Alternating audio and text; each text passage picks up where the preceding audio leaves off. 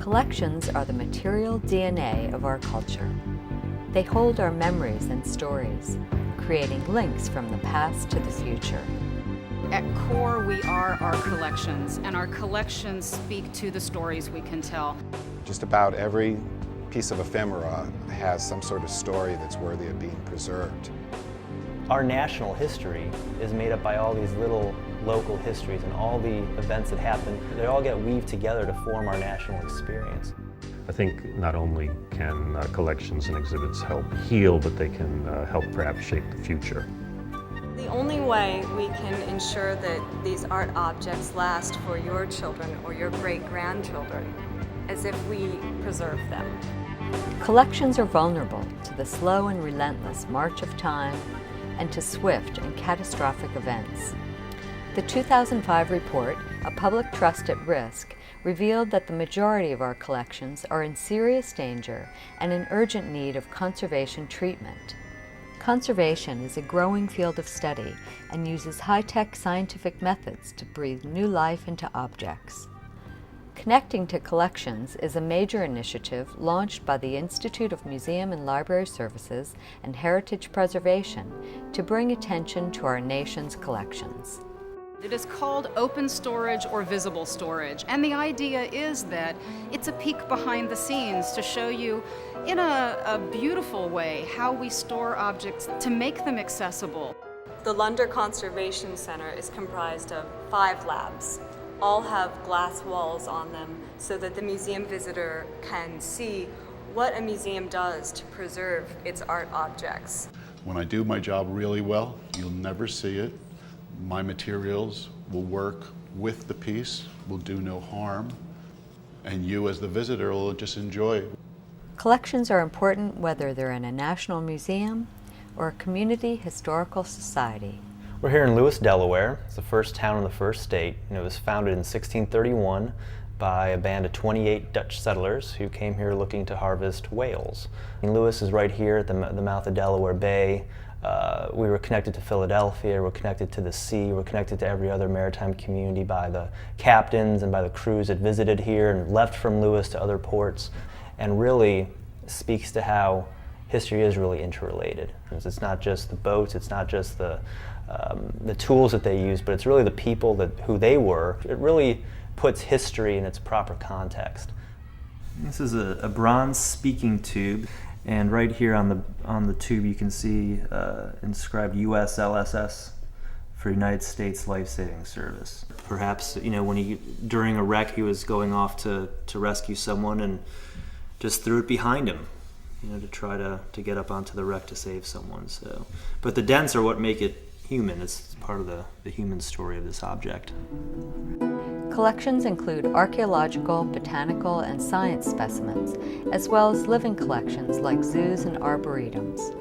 An arboretum is a museum of trees, and we're a very vibrant part of the natural history community. We're sited in an Olmsted-designed park, so it's an amenity collection, but the backbone, the foundations, and the plants, the palette, is a research collection, and they blend in very well. So it's a great hybrid in that sense. Every plant has a story.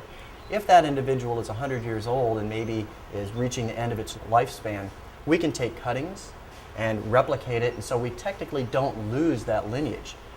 We'll go to Davidia.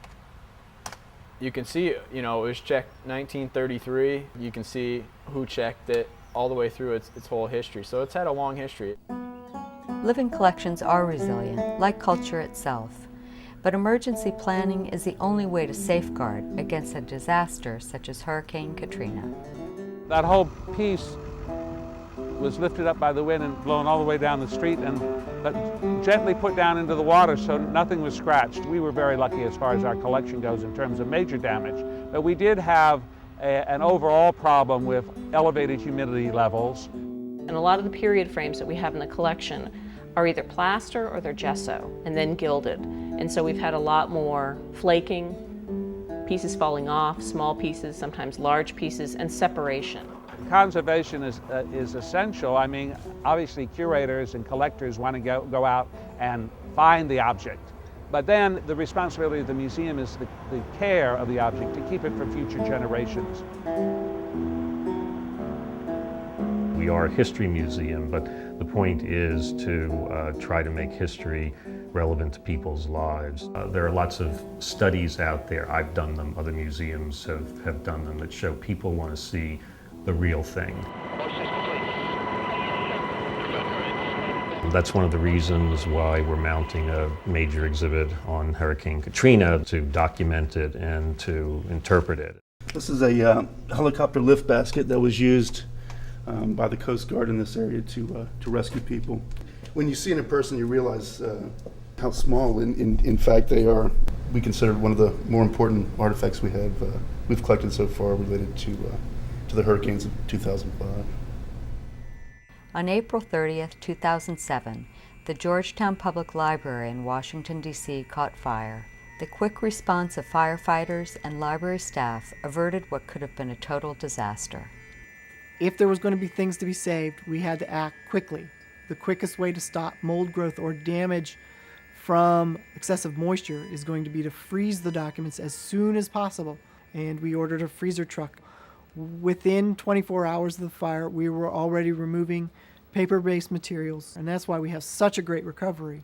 The Peabody Room was really a museum of Georgetown's history. We not only had books, photographs, maps, but we had these three-dimensional objects which were donated to the collection. This was owned by Alexander Baron de Bodisco, who was the Russian minister to the United States in the 1840s.